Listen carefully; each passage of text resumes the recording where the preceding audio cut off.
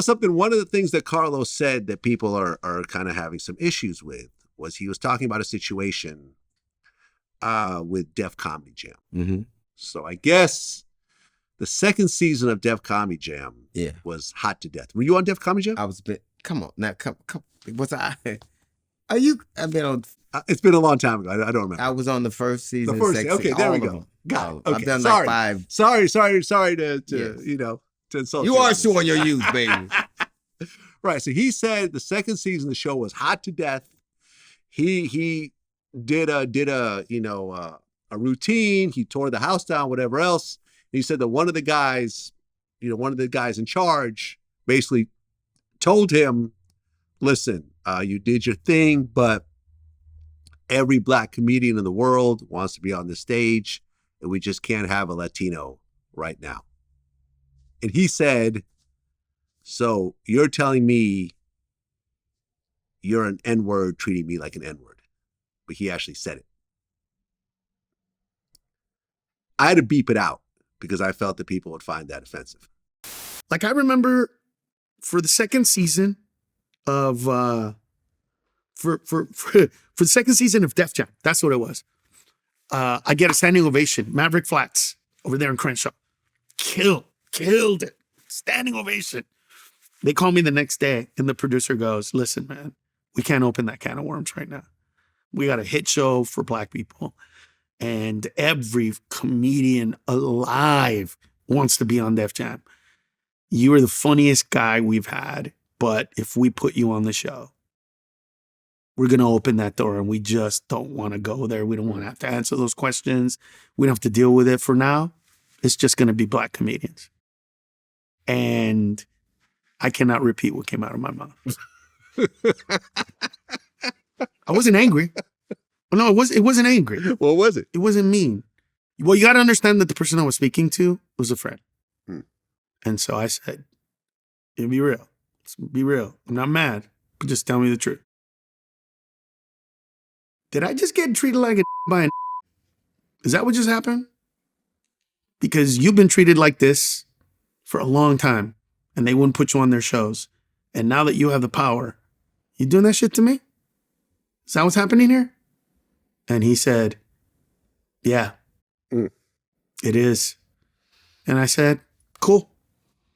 I'll never mention your name. I'll never talk about this like that. This is the first time I've ever talked about it. And I shouldn't. I should have kept my mouth shut. But anyway. Was it Russell Simmons? Okay. I can't say what it was, but it was. I know Russell, that's why. But anyway. But you know, look, I even look back and like that. I mean, I'm sure that if I really wanted to, I could have like went and made us think about this and said, hey, look at what Def Jam's doing. Look at the black, you know what I mean? It could have raised something, raised my profile in some way, made it to kind of flip it around to come to my advantage. It's never been who I am, man. I understood. I got it. Because he's not black. Listen, I'm a wordsmith. Listen, freedom of speech means you're going to say some shit that I don't like, and I'm going to say some shit you don't like. I don't think that word, that belongs to just me. I know Carlos. I get to eat. I remember years ago, we were on ABC, and to kind of dovetail what you're saying. And Jamie, they had Sports Night was a show that Aaron Sorkin had on ABC. And I was on with Home Improvement. And I did really, really well. And Sports Night wasn't doing that well, but Jamie decided to pick up Sports Night because Aaron Sorkin is a talented dude who I ended up working with on Studio 60 later on. And she took me to lunch at this place on Ventura Boulevard. It was a little French place. It doesn't exist anymore. And she said, you do understand that, what we have to do. I said, yeah. I said, I understand. I said, you got to understand this. I've been a nigga for a long time, and you've been treating people like me like niggas for a long time. So it's the same thing. And so I understand the sentiment. I don't think verbiage, attitude, inflection, all this shit belongs to me. I don't trip off what people do. I think I understand what Carlos intended, what he meant, And I'm not offended by it in the slightest.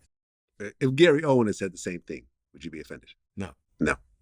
Gary got divorced and got his money taken by a black woman. It used to be Owens, and now she take the S. If Gary never fucked with another black woman again, I'd understand it. I just work with him Friday. I don't like things like that. Don't ever buy. I never get bothered by the things because I know a lot of people have been mad at things I've said. So why would I? Like, I don't think anybody has latitude. I don't have.